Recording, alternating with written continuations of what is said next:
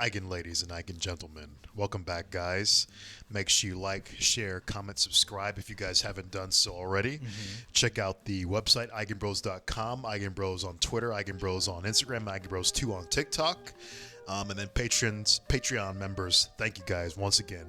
You know, me and Juan, we can't do without you. We greatly appreciate the support. You know, any little bit helps. You know, anytime I think of our patrons, I think of that Michael Bolton song.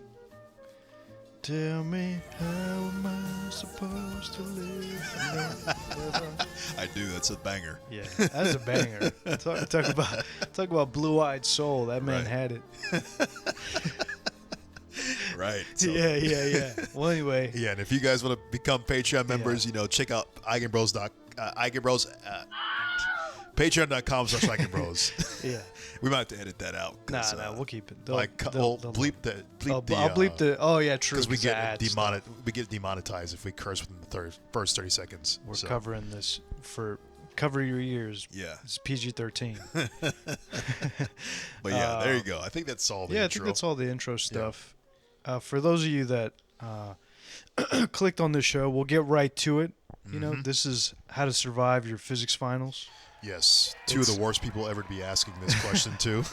No, just disclaimer. Hey, I've aced. Oh, you actually have figured it out a little bit. I'm the worst probably.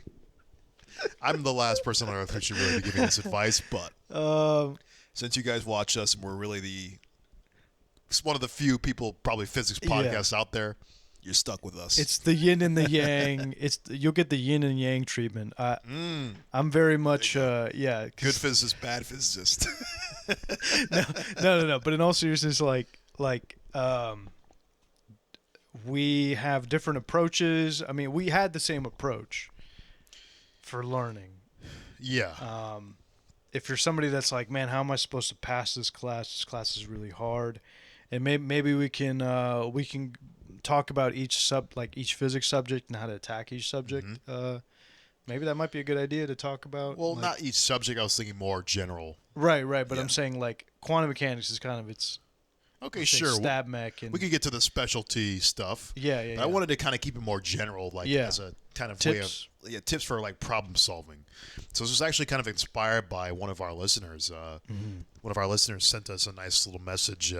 Just saying how they enjoyed our podcast and they wanted to get better about actually solving problems. And I sent them an email kind of stating some of the methods that just came to my mind. And I was like, this would actually be a good episode, not something that we'd have to rigorously try to prepare for and it'd be kind of good for a lot of the people who are in finals week right now, which is very relevant. Hopefully it'll be relevant by the time it comes out because I know some people got early finals. But yeah, hopefully this will be relevant for you. So I guess to start off, Juan, did you have any kind of general tips that you had for effective problem solving in physics? Yeah, I think a lot of it is lessons learned generally. Yeah, like what's a big one for you? Don't cram. In physics, don't cram. It's like literally impossible to cram with physics. If you're at that step, I'm sorry to say. You're probably not going to be able to. Okay, and if you are cramming, then I will say try to master three topics that are being covered and get good at those things.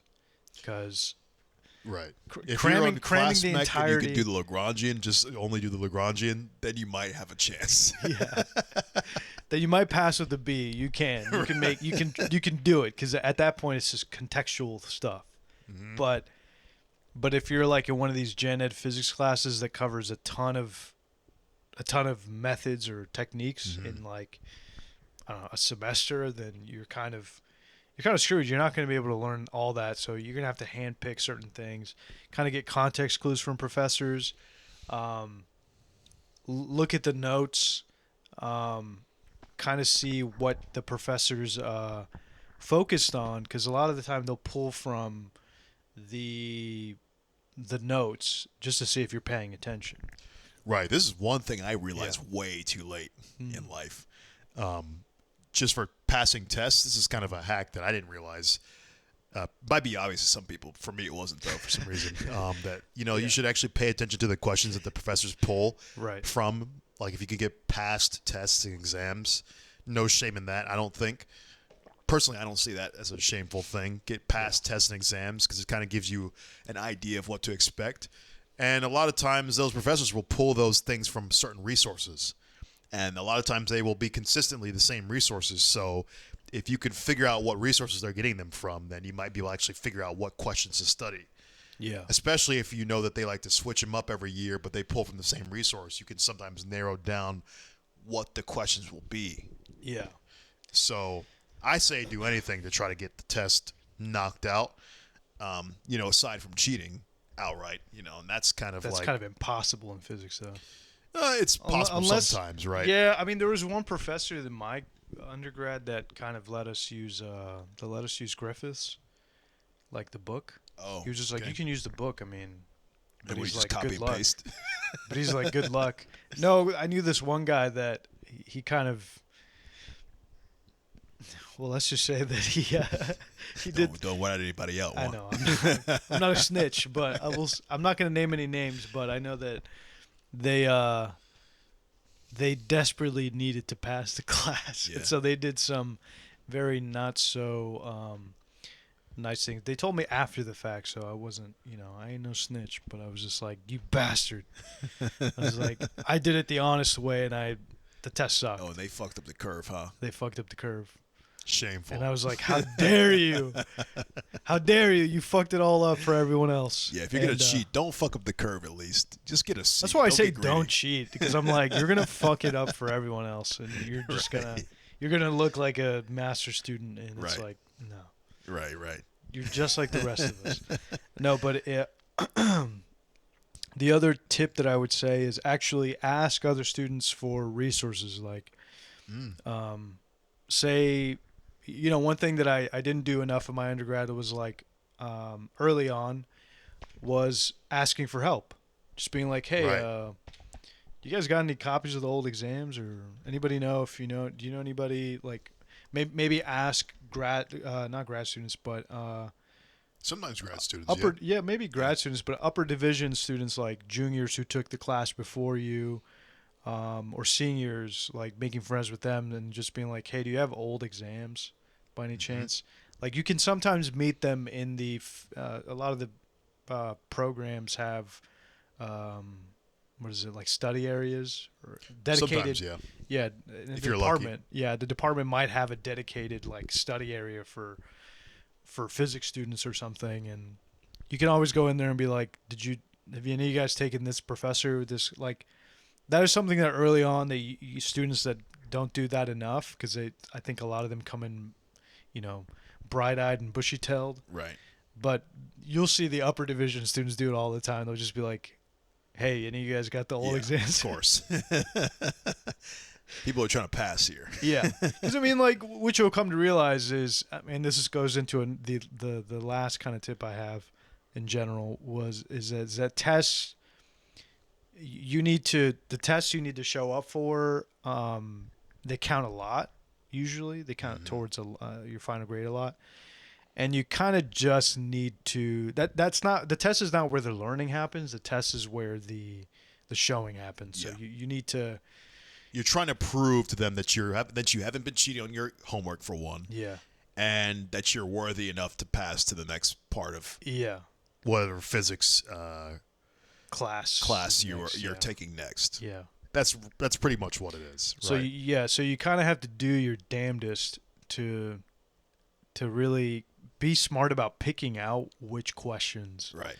Because and the thing is, the reason why I think it's also not shameful to get old exams is because the test, remember, is not real physics in real life is not doing physics under a time constraint.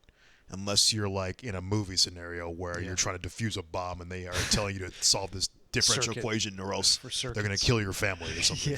Yeah. Unless you're in a Bond film or a Kingsman film where they have a gun to your head. Right. Yeah. It's like that hacker scene in Swordfish where he's like, solve this or else you die or something.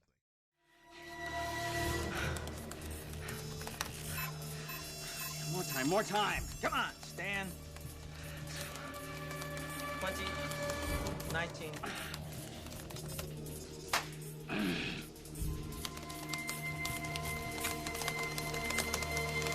15.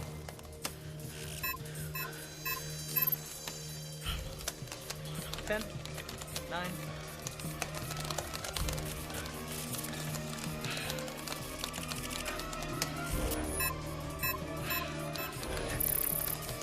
3, 2, 1.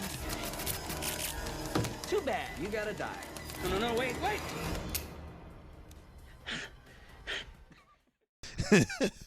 Or you're in the Saw movie. He's like, care to play a game? Right. So don't feel bad about knowing or seeing the question in advance. That's just a win for you, you know. Yeah. So you want to be prepared enough to be able to regurgitate the test or regurgitate the solution in time, because you can't really think that long in a physics exam, right? It's just not possible to take too much time. So you kind of have to already know what you're gonna do. Yeah. What if it's the Saw movie and he's like, Jigsaw's like, your whole life you spent shitting on physics, but now to save your family, you have to solve a kinematic equation. Right. Yeah. I watched that movie. He's like, no. He's like tied to a radiator. He's like chained to. No, It'd be even please. funny. It has like all the pop sci physics guys like Neil deGrasse Tyson and Michio Kaku. Yeah. Oh, it's yeah. Anyway, this could go down a rabbit hole for the whole sketch, but we're not gonna do that. We're gonna keep on task. Yeah. So I think that's the immediate stuff that comes to me. Is there anything you can add to that? Yeah, so some of the tips I had, if I can recall from the email, so one of them I had was, let me think. So it was, so I like this one in particular because it's kind of an approach for when you get more comfortable with physics problem solving in general. So Feynman kind of said that this is a technique you should do always, pretty much when solving a problem, is you should solve the problem in your head first. So imagine you have some kind of problem, but you're not entirely sure what to do yet. What your tactic should be, in theory, is to have a rudimentary version or outline in your mind of how to actually solve that problem. And then once you have that, you kind of have the necessary starting foundation to actually be able to solve the problem in a more rigorous or mathematical way. So ideally, you should have an approach in your mind, or a pseudocode in some sense is what I like to analogize it to. So if any of you computer programmers are out there, you know, like pseudocode, it's like, instead of writing in scripting language, you're basically writing in plain English what you want the algorithm to do. And this is the same kind of thing you want to have in your mind when you're solving a physics problem. And the more comfortable you are at doing that, it's almost like the math then is almost like you're just going through the motions at some level. Because once you get to the math equation solving part, it all kind of follows logically. The hard part really in physics is conceptualizing the problem to where you're actually solving the proper thing, I guess. Yeah, your angle of attack is clear. Yeah. And you're not just going in blind. Because, I mean, you can go...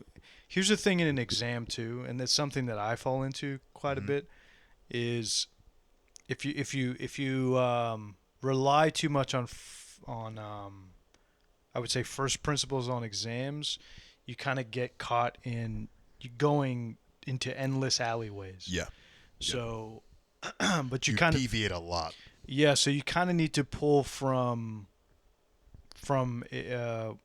clues that maybe your professor has given in a lot of ways, to not just kind of go where the math, like follow the logical thing. Like you have to remember constraints and all this, the context clues of the problem, and maybe even like things that the professor has said to help you, to guide you towards the right way. Right. And that's honestly like one of the biggest things to me about a test is you have to keep yourself bounded. Like, not only does your problems have boundary conditions, like your brain needs to have a boundary condition, like to keep yourself on track. Like for me, that's one of my biggest struggles in terms of like solving problems in general. Yeah, Because mine too. you know, we're the fucking deviation king. Yeah. I mean, just look at this podcast with how much me and Juan just fucking trail off on random topics. Like that literally is how our minds go. We love to deviate. So that's great when you have endless amounts of time to solve problems, but that really sucks when you're taking exams. So an outline is really a nice way to keep yourself on track. Like and one thing that I learned through my years, I would say that doing test shit, it was just like, oh, I know where this is going. Like, kind of just look at a problem and be like, I know what it wants, and not necessarily kind of rely on first principles to save you. In a lot of ways, the first principles part is useful in the homework, unless your professor's like super hardcore and is like, here's a totally different problem you've never seen before. Then you do have to rely on first principles, and usually that's a skip. A skip-a-roo. I would say let's move on to the next one first. Yeah. No, I mean that's another good skill to have. Yeah. I guess you could count that's another one. You want to skip The really hard ones, jump on the easy ones first. Because the thing is, with the easy ones, you at least build confidence, and then you can have more time later to get to the hard one. But you got to knock these problems out when you know as many as you can. You don't want to get stuck spending 50 minutes on one problem, and now you have 10 minutes to finish the whole rest of the test. That's kind of the one thing that we got caught, especially in grad school, right? Yeah. Especially early on, we were just like, we would spend so much time on one problem. Bro. I think you and I got caught up in that. Yeah. I mean, that was my whole career. I was like, man, I felt like I never had enough time to solve the problems. I mean, it's just... Yeah, what would you say is a reasonable time? I think most in undergrad, look, if you're an undergrad listener, your professor will more than likely be pulling from textbook stuff, right? For undergraduates? Yeah. Sometimes, yeah. Sometimes they even make them up. Yeah, I had a professor who made the questions up, but she would... It would be very... standard in terms of, like, if you did the homeworks, you would know. You know the test. Like, gotcha. So, but in grad school, it was a totally different beast. It was like... Those motherfuckers are starting to get clever. You're like, oh, boy. Here's a new problem that you've never seen before, right. But... And it's different enough to where you're going to have to use a lot of first principles thinking, and you're like, shit. Damn it, I'm going to go down so many alleyways, and I don't know which one to go. Right. Yeah. Because that's the problem. Like, with real physics, when you're solving real physics, sometimes you have to do a problem wrong two or three times to know what the right avenue is. Yeah. Like, this doesn't... Like, when you get to the end of an alleyway, you get to a dead end sometimes. You're like, this doesn't look right. But at least now you've figured out, oh, I don't go down this alleyway. Now I need to go down this next one. Yeah. But sometimes that's a problem because then now you just wasted 10 minutes on a 2-hour, test or something. Yeah. So it's like the time is really the hardest part about the test, in my opinion. Definitely. I think especially if you get caught up, I think this is kind of goes back to your first point where you need to conceptualize your attack. Yeah. Yeah.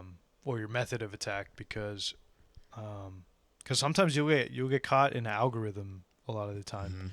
When you're doing physics, you're just like, you see, let's say they give you a Lagrangian or something, or you see a conservation of energy or something. You're like, oh, I know. I'm sorry, you see a kinetic and potential energy, and I've seen like lab students do this when I would teach. They would immediately go into just kind of mechanically doing an algorithm without thinking about what the question's asking, right? Yeah, that's really bad if you're, let's say, this is usually more of an undergrad thing. So at grad school, you kind of already know these. You're not going to fall into that trap. It's been beaten often. out of you. Yeah. But an undergraduate, you can definitely do that when you'll see, like, this is a nasty one that they'll do is, like, put random variables in the question that have nothing to do with it, really. So then you start to get into algorithm mode, rote mode, and then you're just solving something that has nothing to do with what the problem's asking. And actually, that kind of goes to another point that I had. So it's a very useful thing. This is really useful for undergraduates especially, is to ask yourself constantly, what the hell am I doing? So as you're trying to solve the problem, it's very useful to always ask yourself, what am I solving? Because a lot of times, this is, again, going back to the thing of keeping yourself on track. You will be solving something, and you could be solving a problem or an equation for a long period of time to where you're like, oh yeah, what am I even doing? I'm solving this, but what was the whole point of that? Mm-hmm. So asking yourself, what is the purpose or what is the point? What am I doing here? Is a very useful tactic to keep yourself in bounds once again. So true. Yeah, and that's related to what was it that you were saying? No, yeah, just like not getting caught in an algorithm. Like, Yeah, like that you rote have process. Yeah, you have a recipe for doing the problem, which will bite you in the ass if you get into upper division levels, because the questions are more open ended, and professors give partial credit, but to be honest, it ain't gonna save you. No. But upper division, I think you're more okay with. You don't get caught in the rote problem solving that often. No. But I mean, if you're doing it now, like let's say you see Schrodinger's equation, sometimes it's too good to be true. Like let's, like if it's too easy, you're like, this is too easy. Really read. This is right. This is actually the most important thing that I didn't even say. Read the question and read the question like again and again. Like read it 3 times, because there are things that I've messed up where I'm like, oh Right. man, I didn't even. Like this reminds me of when I did a quantum problem with I think it was like a degenerate perturbation problem, and for one of the values or something, I got like the answer was 0, but but the chapter was like the question was on degenerate perturbation theory, which I completely forgot about. Yeah. And usually what that means, you're going to have to solve that extra piece because there's like off diagonal terms. This might be getting a little bit in the weeds. Right, yeah. But yeah, and I got 0 and I left the test like 30 minutes early. I was like, wait a minute. Was that a degeneracy problem? But that's sure what I'm saying. enough, I failed that exam. But that's what I'm saying. You got caught in the like, oh, Schrodinger's equation. I know how to solve this, and you just bam, bam, bam, bam, bam, and then you're like, oh shit, wait a minute, that was too easy. Don't be me, guys. That was too easy. No, but that is the thing. Like, I actually got screwed in that, even in grad school, because, I mean, you're so sleep deprived, and this goes to some other tips, but you're so sleep deprived, and you're just like really just kind of glossing over the question, and you're just trying to find what they're asking for, and then doing your plan of attack so you can just get done with it. Right. But you really, really need to read the question carefully, and that screwed me up a couple times in exams.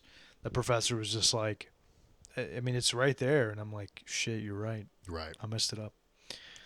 So. And actually, that is another great point that you got to bring up with the sleep deprivation thing. Yeah. I mean, this isn't really a tip, but I mean, or a problem-solving tip. But of course, guys, you got to make sure you're tip top for when you take the exam. So I would recommend getting all the sleep you can get. You know, of course, that may be easier said than done when you're going through anxiety attacks because the test is tomorrow. Yeah.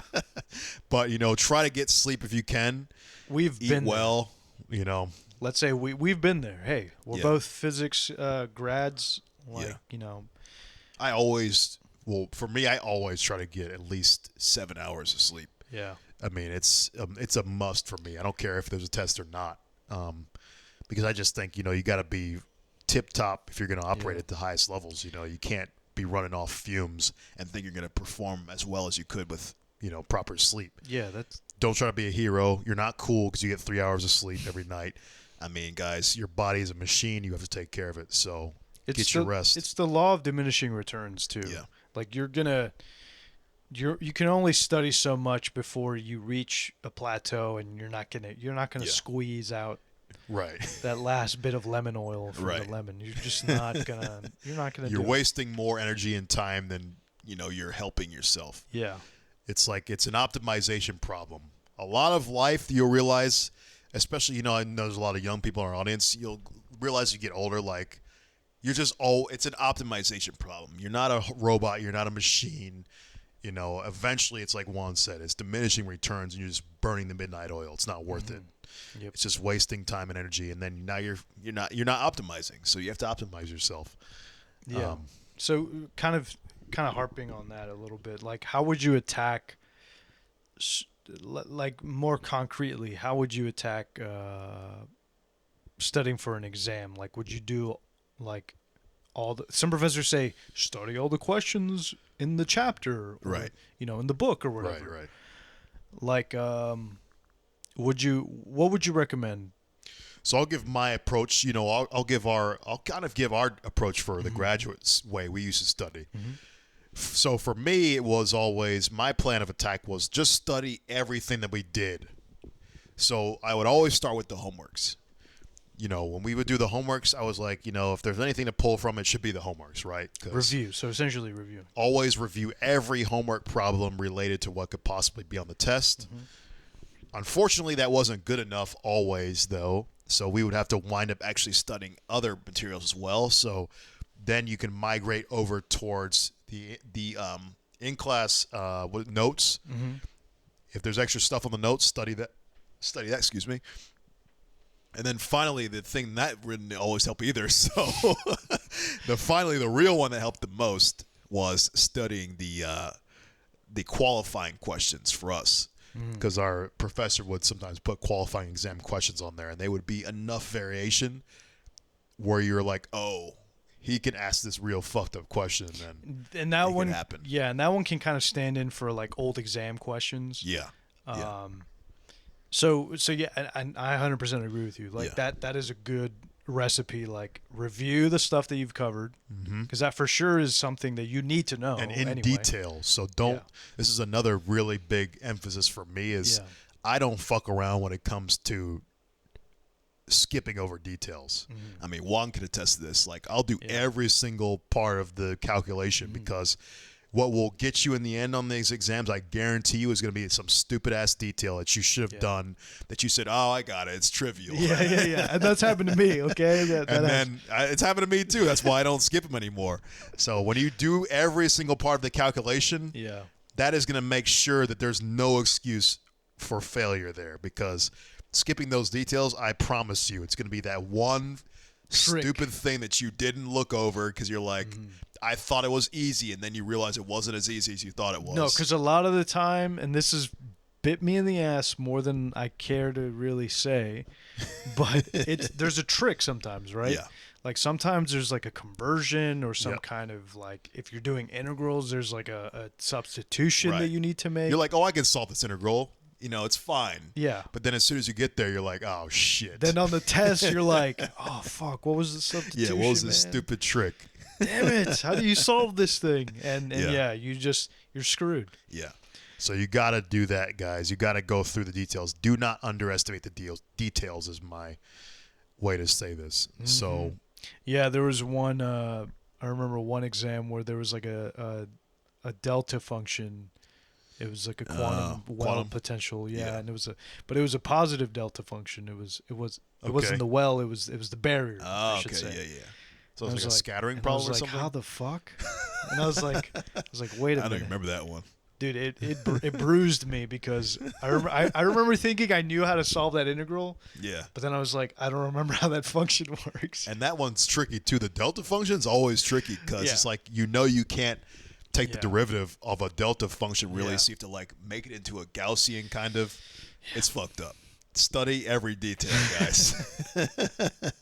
Yeah, that's kind of the screw up, and you do need to know your shit, and so please spend time filling in those gaps, and this is kind of what the Feynman method kind of highlights, is like find the gaps in your knowledge and fill them up. Yeah. Just like the quickly if you know the gaps in your knowledge, that's really good because then you can just immediately identify what you need to study and just hone in on that. Yeah. That's great because then you save even more time rather than doing everything over again. Just attack all your weaknesses. Yeah. Look, truthfully, I mean, there have been professors for us that in particular, I remember E&M, there was a professor who was just like, if you studied the homework, it wasn't going to help you. And if you studied the notes, it wasn't going to help you. That's why it was like, oh, well, I know we're failing this class. But he was psychotic. Hopefully you don't have one of those. Yeah, hopefully you don't, because if you do, I'm sorry. Like, where the class average is like a 12. That's just bad news. He's just flexing the whole time. Right. He's just like, Pathetic. how you are not as good as me? Come on. Yeah.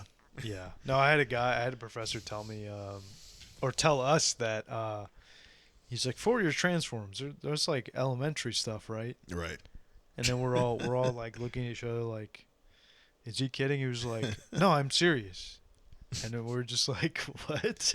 Yeah, don't listen to professors, guys. They'll make you feel so bad, and they're so out of touch. I mean, just you gotta ignore them. They don't remember what it's like to be dumb anymore. And here's the thing: professors are they don't even understand that they're also usually the cream of the crop. Yeah. Like they're at the top. They were selected specifically because they're good at that. Right. Right. And the average student, a B student, isn't going to be at that. Right. Like it's like, dude, come on. And they've just been doing it for like 30 years. Yeah, so that too. Yeah. Remember that. Yeah, that too. they're really bad at remembering the path they took. They think you're just born that way. Would you say that the other test skill is to fight for credit? Like a lot of if you're in physics sure. class, all of you will probably fail the exams.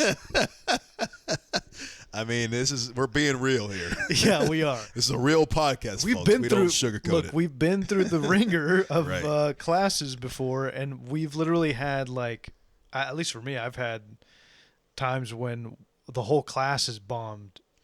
Bro, I think I literally have never passed a single exam in You graduate have. school. Stop playing. I don't think I have, man. Bro, remember that time we took yeah. I got a B one time in class mech, I think. Right? No, we did we took E&M. We fucking killed that exam. Oh, yeah. Yeah, But yeah. that was technically an undergrad course. Yeah, but we killed it. Like we did That doesn't exactly what count. we I'm said. talking grad school. Yeah, Undergraduate doesn't count. Because we were retaking that course. Yeah, So I don't count that. but I we count killed it.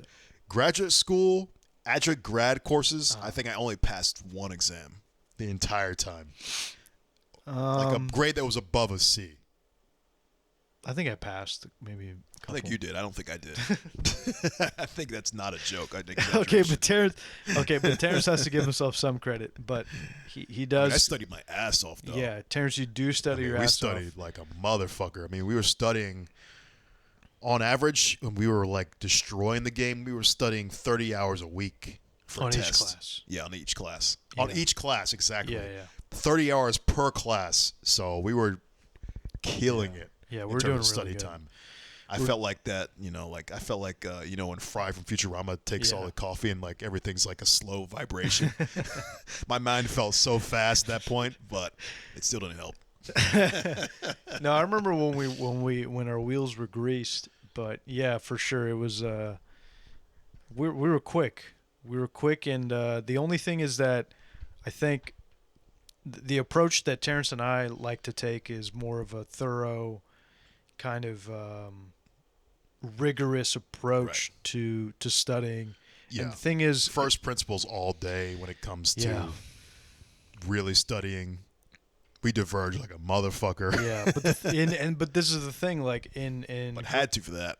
in grad school and in like most test taking environments, you don't have the time. It's a luxury, really. Time is a luxury that so when you go into the exam, you kind of already need to have. You can't build the tool there while you're doing the exam. You need to have the tool ready. Right. Graduate school is definitely for real in that sense. Yeah. Because that's the thing is you have to minimize the amount of thinking you need to do. Like that's the You have real so key. little You need to time, yeah. know the problem so well just by looking at it that you can just immediately solve it. And don't make a mistake. Yeah. Not trying to scare anybody, but Yeah. like if you make too much of a critical error, then you're kind of fucked. Because depending how long the problem is, you don't want to go backwards. You want to have to try to go a nice stream flow. Take it easy, but don't go too quick. Go at the right pace so you can finish the problem one time and move on. That's it. Undergrad, I think you're a little bit more okay because they realize this is newer. Like with undergraduate, I was not that well. What'd you say? Like Versed, prepared. well prepared. Like in undergraduate, I was failing more legitimately. Like, I just wasn't that prepared for it because with undergraduate, I was also way more scattered around. Like, my study subjects? time was nowhere near the time I put into graduate school. Yeah. Because undergrad for me was more of resume building time. Mm-hmm. So I spent most of my time doing extracurriculars, research, Mm-hmm. trying to make sure that I just had my resume packed out so that I could get into decent graduate school. Mm-hmm. So my studying suffered, whereas with graduate school I had very high focus, especially in the beginning, on actual homework and and testing, and I dumped most of my energy into that. Yeah. Um, Well, I and would you say did as well too, right? Yeah, I mean, I will say that I the formula. I had the as DJ Khaled says, the keys to success. But the thing is, it comes at a cost. I felt like it always came at a cost of like you had to sacrifice some level of understanding, like to the rigor that I felt was appropriate. Because like a lot You're of the saying time, when you started to get good at actually taking tests. tests, Yeah. right? You cracked the code. Yeah, somehow. but it's not like it's not satisfying. It's just like you just do the problem. I see. Like you know how to use. It's like it's you like figured out you figured out the Konami code. yeah. I like to say it's like it is an algorithm, but it's like it's like it's like you have a hammer and you're like, I know how to use it, and that's it. Like don't ask me how to build a hammer. I know how to like I just know how to use it. Mm-hmm. And that's kind of what the approach. Before it was like I'm gonna build the hammer and use it. Right. But it's like, oh, I don't have enough time, and it's kind of like I'm screwed if I build the hammer, and Right. so it's like fuck it. I'm just gonna forego all that. Just got to use the hammer. Just got to use the hammer because it's like, and it kind of it goes against every fiber of my being to really do that. It's like, but you know what it is. But you have to accept it if you're like me and Terrence in this way. Like, and if you really, really want to like show on paper that like you can like ace exams or whatever, just you kind of have to bite the bullet and just be like, fuck it. I might not know everything about it, but see. Yeah. I wish I could do that. I didn't figure out how to do it.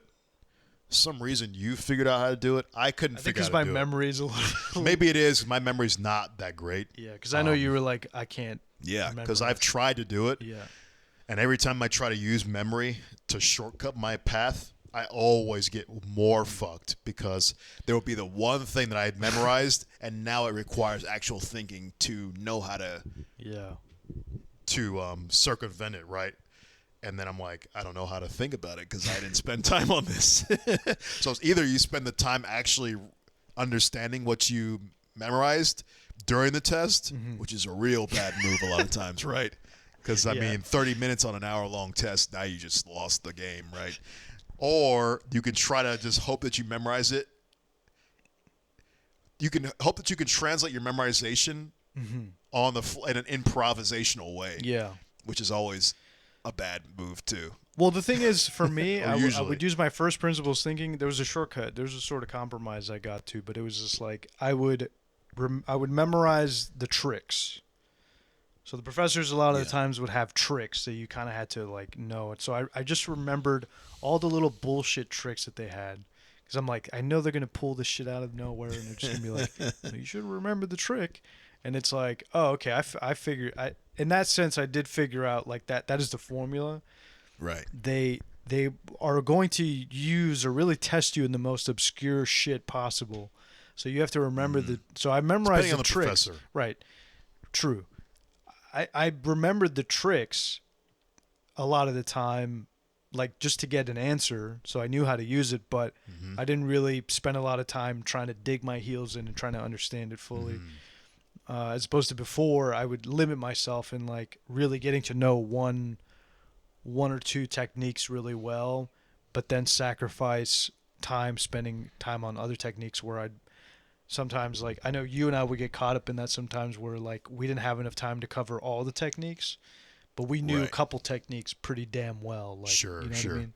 Yeah. So it's like you kind of have to sacrifice depth for breadth. Like, in those exams because the professors are psychotic enough to say study everything. Yeah. With a straight face. Yeah. You're supposed to know everything. Right. It's like, what the fuck are you talking about? Yeah, so anything you could do, like, that's why I don't feel bad looking at old exams. Is like, you got to be realistic. Yeah.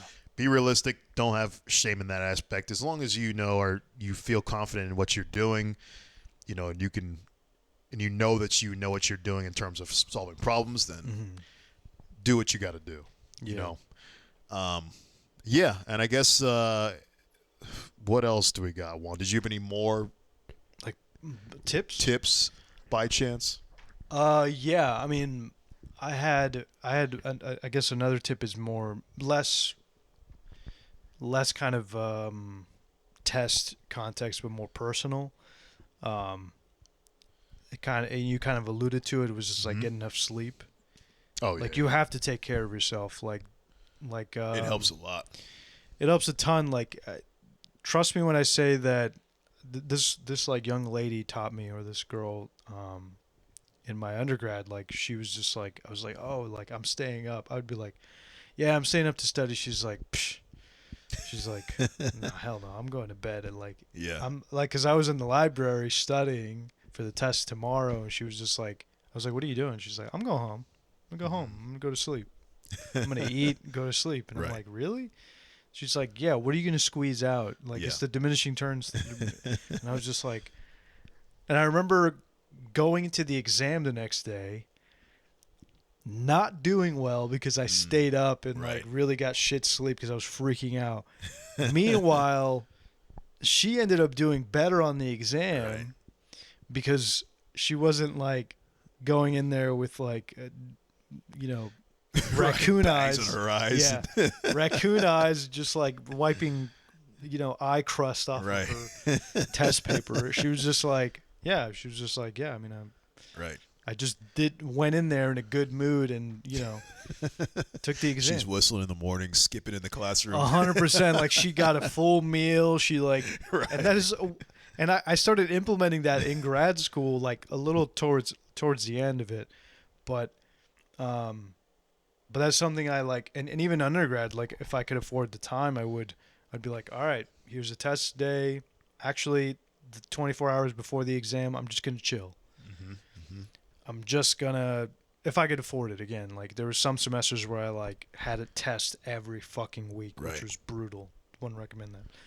But there were some semesters where I could afford to just be like, all right, I'm gonna take the next 24 hours. I'm just gonna chill, hang out, decompress.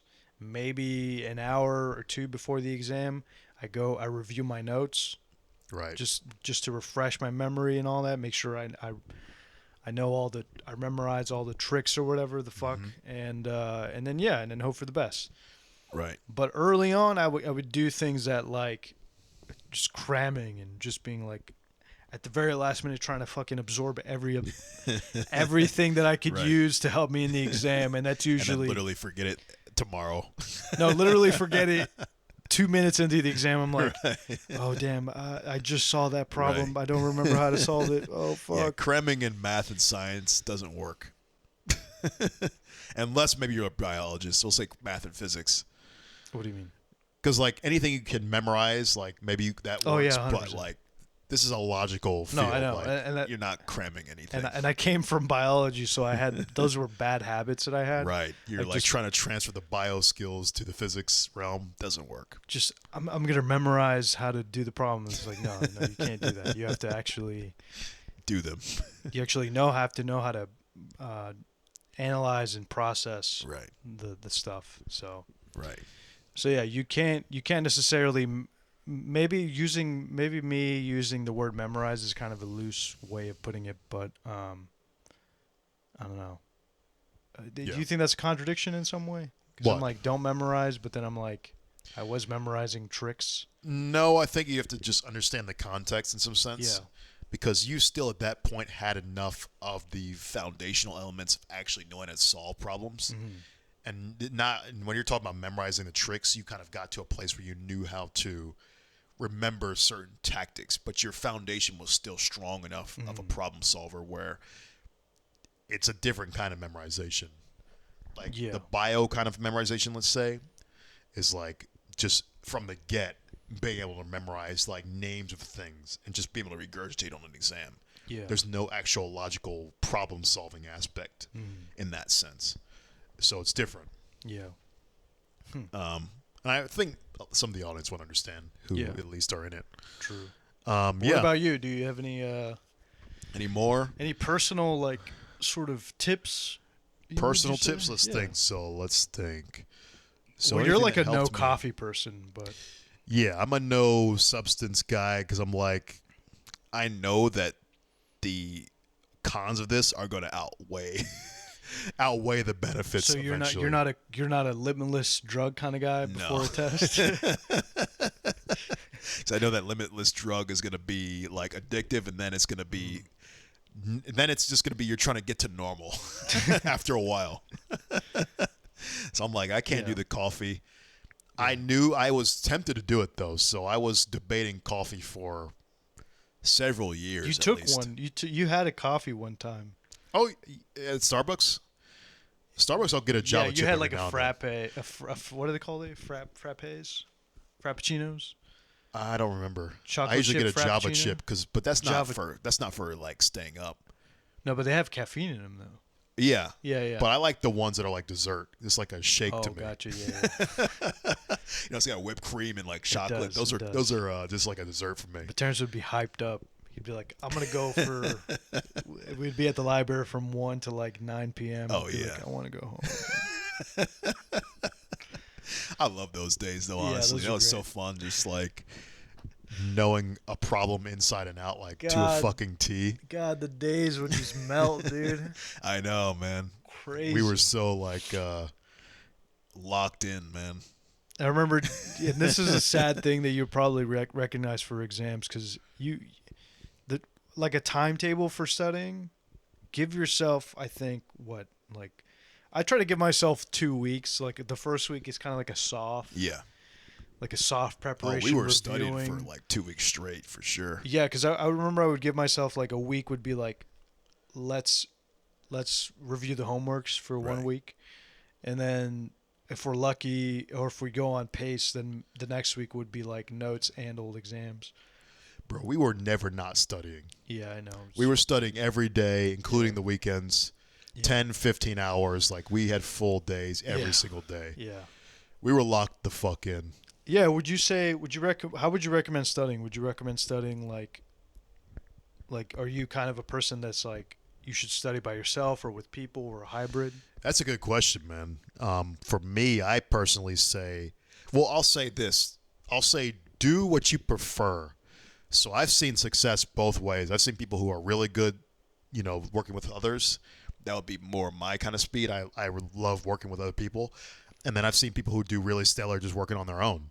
To me, I can't really see, personally, I don't see how working on your own would be better because to me that seems like almost unnecessarily hard because you're basically giving yourself all the brunt to study. But a lot of people prefer that way, and they did success.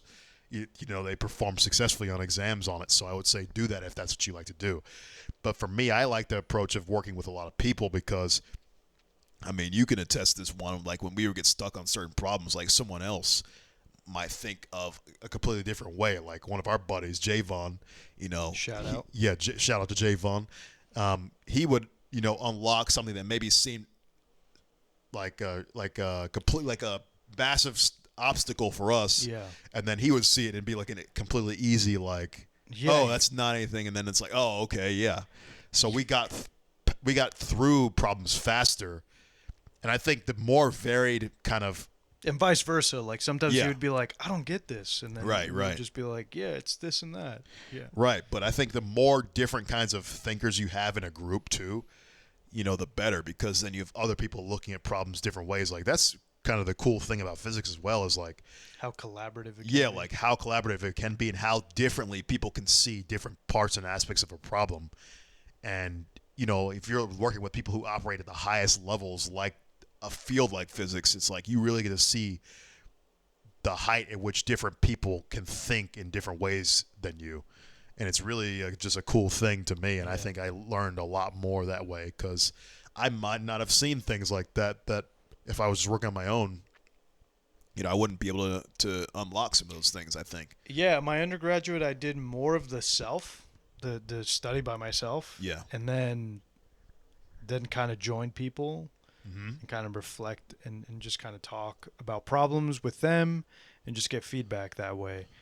But then I kind of, in grad school, I transitioned to like a more like group study kind of stuff. Like I joined people mostly because, like you're saying, it expedited a lot of like you hit a lot of roadblocks, and so like it expedited some of that process. But right, you're offloading some of that brain energy too with other people. Like they can, It makes you learn faster because you're not using all your brain energy for that one problem. I mean, it helps you go longer in the sense that like you can cover more ground. Yeah. When you have other people there, because like I will say that when I studied by myself, I would get stuck on something and ruminate on it. Right. And just be like, fuck.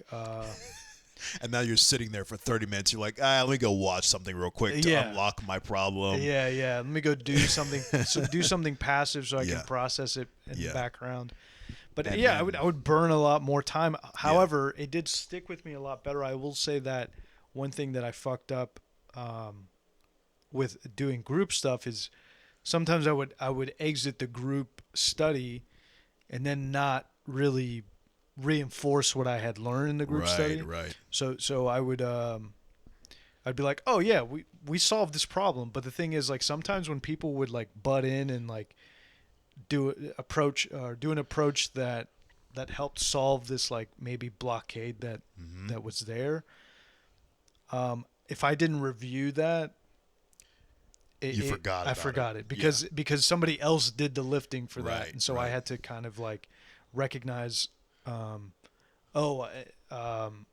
should actually really go through the whole problem after the group has done it, or after like because we each ideally like we all contribute to the problem in some way or form, and then just like kind of like make sure that at the end of it you have a complete understanding of it, and we would kind of do that hybrid kind of method, right? Because we would we would work on homeworks, and then after we would go home, we would write them up. Yeah, exactly. And in that writing up process, we would fill in what we had taken. Right. Yeah. That's I really like that because that's a very important point actually, Juan, because it's like that kind of goes back to the don't underestimate the details part that we suggested earlier, because like you do need to actually go through the problem yourself, because like you said, you're going to think, oh, that's trivial, or oh, that's easy, and then when you actually get to it, it's like, oh, there's a reason why we were stuck on that. Yeah. And now I forget. But that was like the perfect thing with the homeworks, because it's like once you go through the whole problem, like you're saying, we all unstuck and did our portions, and you'd be basically the whole roadmap. What I would do is I would go home and then actually try to redo the entire problem without looking at what we did. Yeah. So then if I got stuck, I'm like, oh, shit. Then I would go check the reference and be like, oh, that's right, and then put it back and then try to continue on, then maybe do a second round just to have it completely solidified. So that's the process, man. I mean, there's nothing glamorous about the real physics process. Like, real physics is actually going through the motions piece by piece, just like any other skill. It's like martial arts. It's like playing a guitar. It's like being a good dancer. It's like anything. It's like everything, you have to go through the motions. Doing physics is not listening to the Eigenbros podcast. We wish it was. Yeah, it's like listening to a podcast is not doing physics and learning things that's helpful, but actually doing physics is doing the math, going through the process, thinking of the first principles reasoning, and solving a problem from scratch. So that's actually real physics, which is very unglamorous, and you have to actually go through the motions. Yeah, and a lot of times for me, I would be like, man, I don't want to do it because it's math. Yeah. Like, What I was always interested It's in. trivial. Yeah. Well, one thing I was always interested in was like the actual physics of the problem. Like I loved talking about the physics stuff. Yeah. Like what are the consequences and what does the math show? Right. You know, because a lot of the times we had those problems and you'll see these problems in classical mechanics if you're taking that class. They'll ask you like, what is the frequency of oscillation, blah blah blah, and then they talk about like the limits, different modes and things. yeah, and that kind of like you kind of parse through some of the physics like more intuitively from the context of the problem, but getting to that was a lot of dirty math. You had to get your hands dirty doing calculus and all this stuff, and that's one thing that I always kind of like dragged It's like doing the grind. Yeah, and that's one thing that I dragged my feet on a lot of time because I'm like, man, I'm just so tired of doing this shit because this is like pages of just rote calculation stuff and accounting because there would be so many terms. Yeah. Remember, we would have like missing whole minus signs and shit, and you're like, oh god. We would have whole whiteboards, and we're talking about like what, like just 12 feet, math. 2 12-foot. Like whiteboards. We'd have shit everywhere. Drawing triangles and shit everywhere. Pythagorean everywhere. To collect terms, like you'd have to be Right. like minus signs. You have to do so much accounting. Right. An insane amount of accounting. And then shit's not terms. canceling, and then you have to figure out what the fuck you did wrong. It's like annoying shit, right? But that's what it is. Like, that's real physics, right? That's the real process. Yeah. So you got to do the math. That's the shit you'll mess up on the exam. And that's exactly it. And we say all this. This is why you have to do problems to their fullest extent. Go through it. Make sure you recognize, like, I had a buddy of mine. He had a system that was very similar to what we have, but his was more like he loved working by himself. Shout out Jesse. He would just streamline a process for himself and just do it. And yeah, I mean, he did great on exams because he would do it this way. He would kind of work with people, get feedback from them, and then just kind of go on his own. Sure. But like Terrence is saying, like, do what fits best for you in terms of your learning style. So, yeah, I would definitely say don't feel shy to, and also I would encourage people to do more group stuff because actually I think the prevailing method, at least in our school, was a lot of individual stuff. Like people would sometimes get together if they got stuck on something real quick, and then they go back to their respective, seating arrangements to do it on their own. cubbies, Our style was always at the board, like yeah, constantly talking back and forth to each other, asking what's this mean or what's this, how do we get this, let's derive this. yeah. I like that better. That to me feels like the Feynman era, like Dirac era physics where they're like actually collaborating in real time.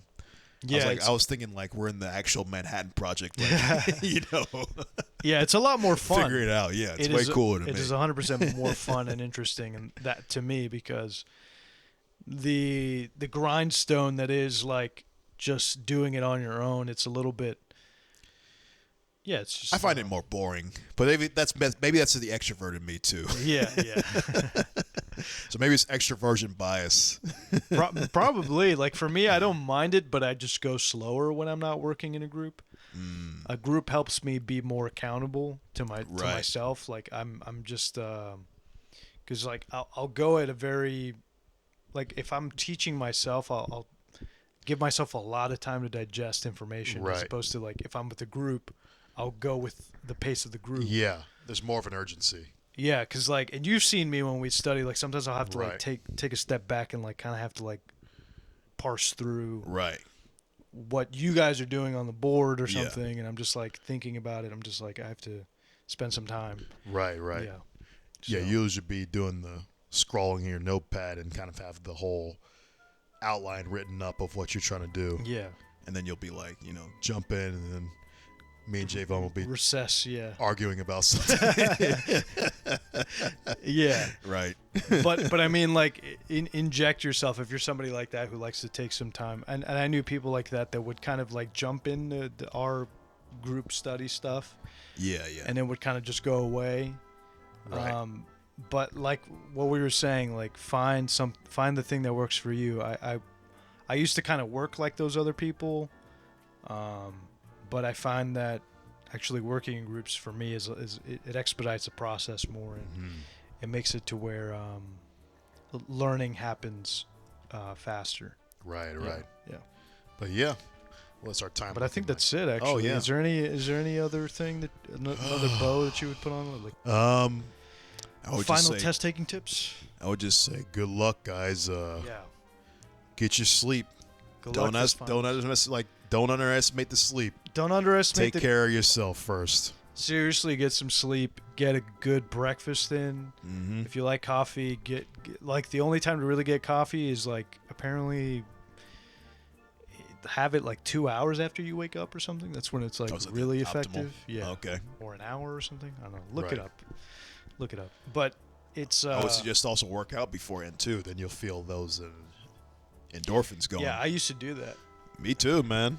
It worked. It Shit's kept me great. awake. I actually did really well on exams when I did that. Hell yeah. But I didn't, but I still used I to. remember I'd be like, yeah, I feel great. Yeah. But that was when I had time for that. Yeah, But yeah. not anymore. Yeah. You're a slave to the man now. Yeah. But anyway, like, share, comment, subscribe. Indeed. Check out Eigenbros.com, Eigenbros on Instagram, Eigenbros on Twitter, Eigenbros2 on TikTok. And then thank you guys once again, patrons. Check out patreon.com/Eigenbros if you guys want to join up. We have the 30-minute podcast there every week. And that's our time. Yeah, that's it. All right. Good luck with finals, everyone. Yep. Peace. Later.